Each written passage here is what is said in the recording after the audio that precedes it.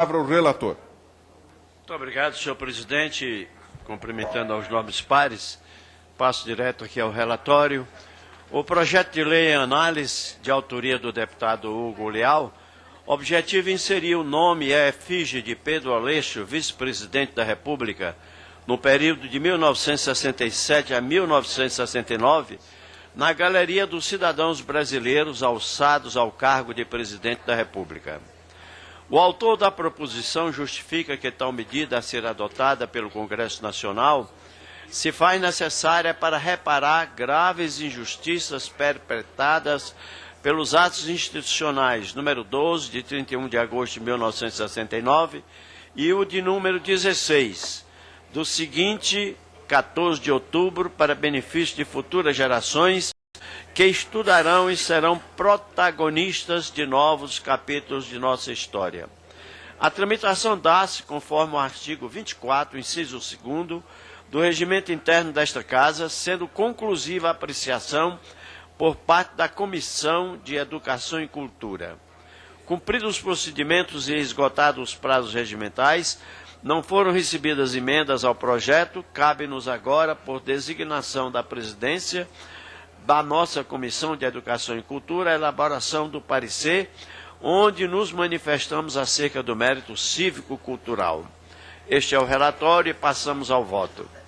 A história se faz mediante o reconhecimento àqueles que em vida dignificaram o país através do seu trabalho e exemplo.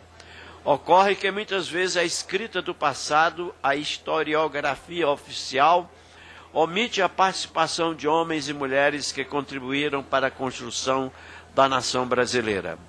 A presente proposição vem, pois, resgatar uma dívida histórica ao dispor sobre o reconhecimento de um cidadão brasileiro que, no cargo de vice-presidente da República de nosso país, por defender a Constituição do país, foi impedido de assumir a presidência do Brasil em virtude da arbitrariedade imposta pelo regime militar de 1964.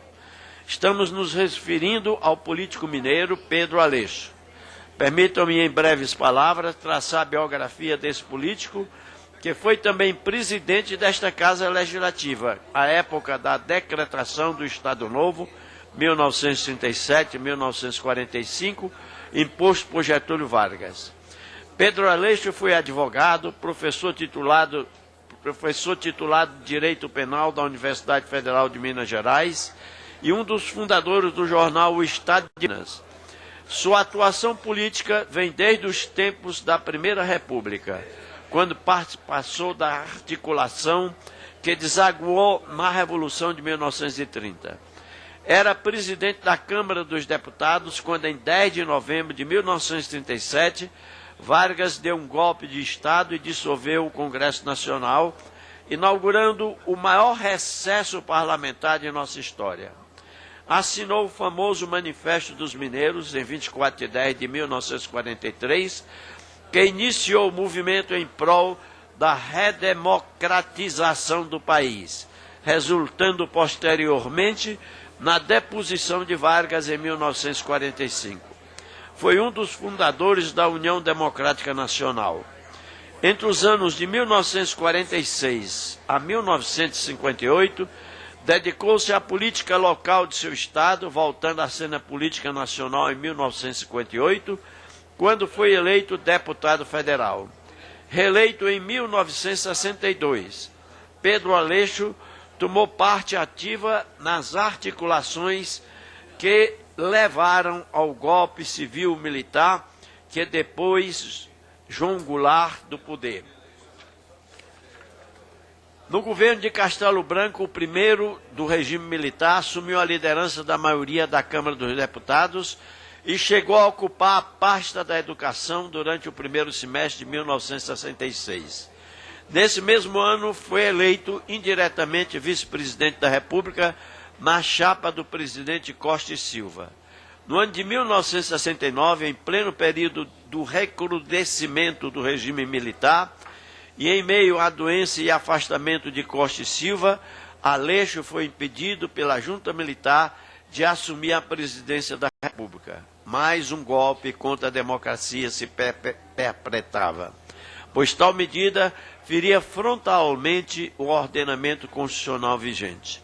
Segundo cientistas políticos e historiadores, o que motivou a junta militar a tomar tal atitude e impedir a posse de Pedro Aleixo foi o fato de que, por ocasião da reunião do Conselho de Segurança Nacional para a decretação do Ato Institucional número 5 de 1968, Aleixo se mostrou contrário à medida, sugerindo ao presidente Costa e Silva o caminho constitucional do estado de sítio.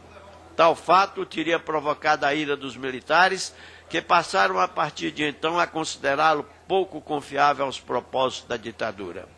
Vale ressaltar que outros brasileiros em situação homônima já tiveram seu reconhecimento legal como presidente da República, embora não tenham assumido a função presidencial.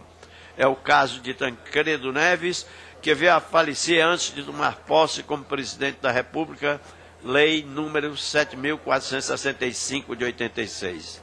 Nesse sentido, por julgarmos procedente tal medida que visa resgatar uma dívida histórica ao inserir o nome e a efígie de Pedro Aleixo na galeria dos que foram ungidos pela nação brasileira para a Suprema Magistratura, manifestamo-nos pela aprovação do PL 5.496 de 2009.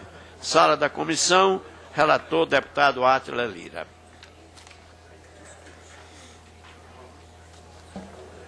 Para discutir, o deputado Chiarelli.